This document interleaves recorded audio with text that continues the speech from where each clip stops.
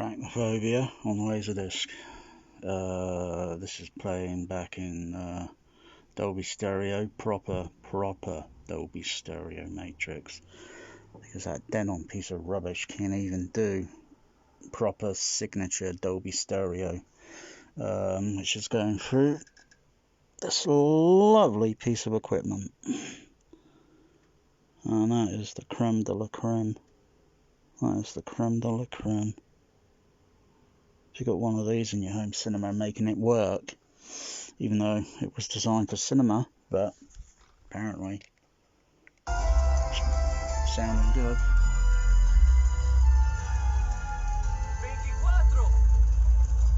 Got a little bit of audio compression going on it because I've got the Behringer DEQ 2496, so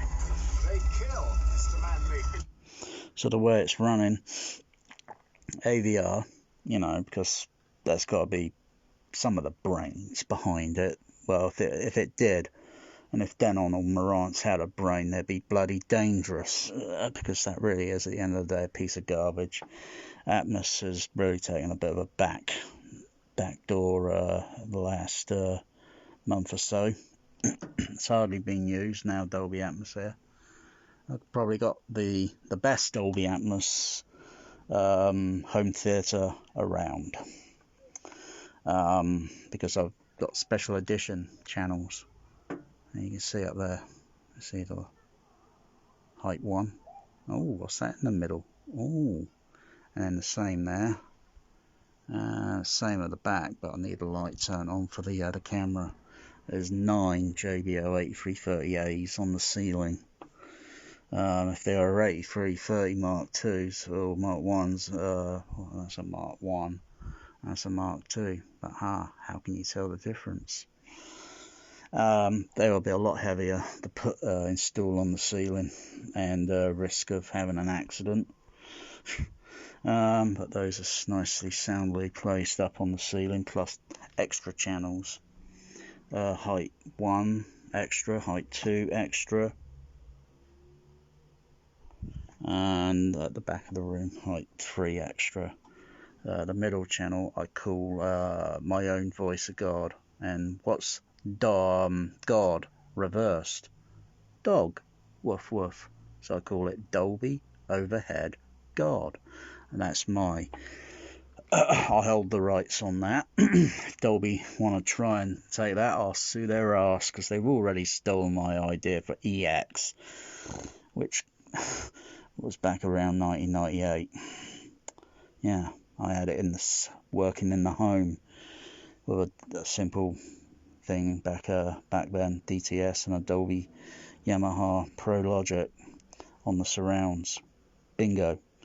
Plus it had the extra channel for what will later be used in later years for We Were Soldiers, but that only catered for one movie, one cinema in the USA that had clusters of speakers on the ceiling, and that was called Sonic Whole Overhead. And that used the rear matrix output, that is the rear matrix output of the ProLogic decoder, which is the anti-phase or negative phase, where the front, left, center, right, and you got the center phantom, and then you got the surrounds going around the room or the auditorium in a horseshoe shape. You know, that's the way to do it if you want to get surrounded. So the output, this Laserdisc is going in, and then it's going for a zone output. The zone's turned off now. Turn the zone back on, and then you go to the other select to select the output, the signal, which is on Laserdisc at the moment. So the output, the signal's going through down to the Dolby CP500, and then through to the CP200. Actually, it's going from there, and then passing down through to the DEQ 2496, where I can apply additional, trick things. If a film's out of phase or has a phase issue, I can adjust the asymmetry to get the phase corrected, so it would would have minimum dialogue leaking out into the surround channel.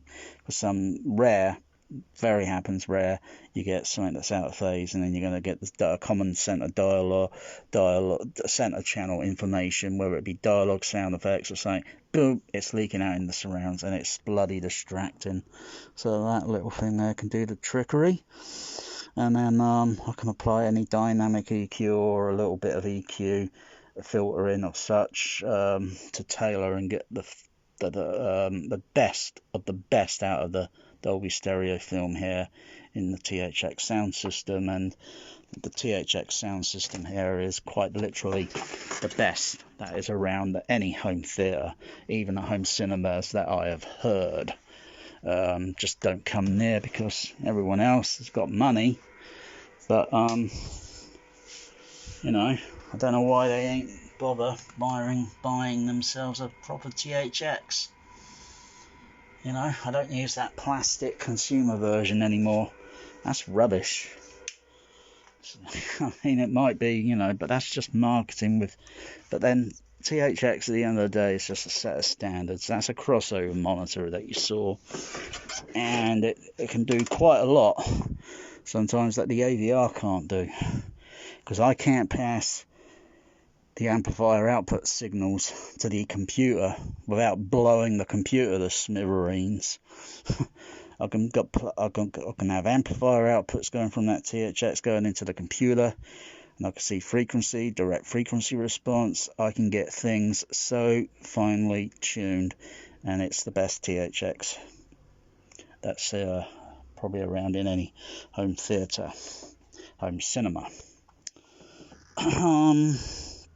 Here, Dolby STU4, there's two of them, and they're used for when 5-screen channel is used. So if I'm going to play a film, I want to have it with a special 5-screen channel, or use some of the vintage movies like Ice Station Zebra, West Side Story. I can go through the whole lot. There's the screen channels, they're all mutual coupled, they're all JBL 46 07s, 22 222 6 bass, 15 bass, 2371 HF horns. So that's left, center, right, and the JBL subs down here. There, the big 18s. There's a special one there that's going to be used for the height channels eventually. There's also a JBL TCB back down here behind the, and that's used for sometimes with the surrounds, or it's really good with the split surrounds. It really does give the extension on the split surrounds. You haven't heard surrounds until you hear it with proper cinema. And behind the OLED down there, it's very hard to see, there's another JBL TCB 4682, and they are heavy. There's no way I would have got myself the 4688, which is the 18-inch ones. There's no way, because it's too deep, and it would stick out too far, and the screen would have to come out, would have to be moved back further into the room, further towards into the room. But those JBL TCBs, damn, they give a jolt. And then there's cluster surround arrays of 8330s, Mark IIs, Control 1s, additional subs that are going to be used over there, and some classic vintage JBL up there that I hardly use. And there's more JBL 83 at the back of the room, as well as 8330As on the ceiling, 9 of them. So it's the best THX best THX around. This is one of these demo movies, because I actually saw this in a THX cinema years ago, UCI High Wycombe, which was probably rated, I think a friend said was voted or rated 8th best THX cinema on the planet. That's pretty good, because there was, I don't know where he got that information from, but I'm sure that information, if it is, probably lost in archives now, because there's not a whole lot of the THX information you can get in now. It's when THX changed their website in the early 2000s, I think. Oh, a lot of information, a lot of real good stuff just suddenly went missing. Oh, there was a real lot of good stuff that really give you that THX faith. There's a lot of people that have lost the faith in THX, and they think IMAX is the best bloody thing around. Yeah, alright, dream on you IMAX losers. Because IMAX doesn't even use a baffle wall, so a lot of the sound or the bass is just gone to waste. A lot of power is put in waste, whereas THX gives it reinforcement. And then of course the THX crossover system, crossover monitor, that gives a nice high frequency boost. So once you've trimmed everything, got everything, all the high frequencies nicely balanced, you've got a nice sweet high highs. That's like having a CB radio that's been modified with from a standard low, mid and high to a triple high, or a quadruple high to a quadruple low. Well, that's like hearing, lower lows. And with the THX, or like the Empire Leicester Square, their goal was to set out to, so that it goes beyond the most rumbling of motion picture soundtrack, and it bloody well did. Damn. Yeah, it kind of gave a flashback of Sense Around, but with THX sound system program certification standards. And it kind of gave me the flashback with Star Trek 3, The Search for Spock, Genesis planet all quaking, and Captain Kirk beating the shit out of a Klingon, fist fighting. Damn, you can feel all the body punches hitting you in the body, the planet quaking and rumbling and pressing against your body. Bloody hell! You try doing that, I tell you. If you got to have the THX program. I got the THX and I got a genuine THX poster on the wall, on the door. And posters go on the outside of a home theatre, not on the inside, because the idea is, what's the point of putting posters in when you just stuck absorbent material on the walls, and then you stick a bloody poster on it, and it's just going to make bloody sound reflective. Ugh. Posters go on the outside, and that's a genuine THX. I wouldn't mind it in a light box, because that's how I saw it with at High Wycombe. It was placed over that side on the other, or to the outside of the foyer, and it was backlit. And it looked cool, and it kind of said the universe with this metallic and lettering and letterheads, and the audience is listening, and it kind of was saying the universe. JBL. I want to get another one that's just simply JBL Professional. There's literally 21 kilowatts running this THX cinema. I think that's a little bit more than what the Empire Leicester Square was. The original THX spec for the Empire Leicester Square, I think, was 13 kilowatt.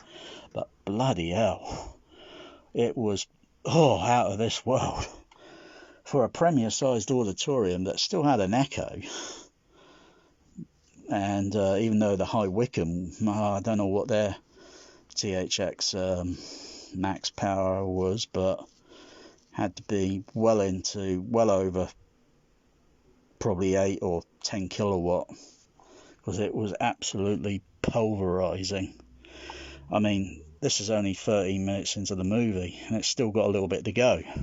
14 minutes, and I tell you, for nearly that amount of time, the bass pressing against my body at the UCI, the CIC High Wycombe, was like way better than watching the movie Earthquake, because the Trevor Jones music was just pressing against my body for nearly 16 minutes or so, until it calmed down into a mellow scene.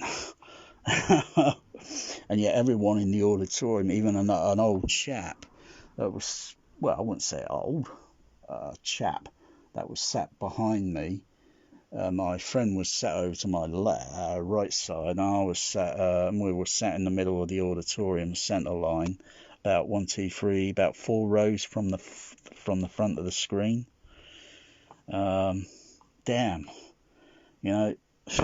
this still gives me the flashback, here on Laserdisc. I had to get it on Laserdisc because I was thinking, I ain't going to trust the Blu-ray. I don't think I'm going to trust the Blu-ray, because the Blu-ray, they molest her with the bloody sound mix. They tamper with the frequency response. They near-field mix the bloody thing.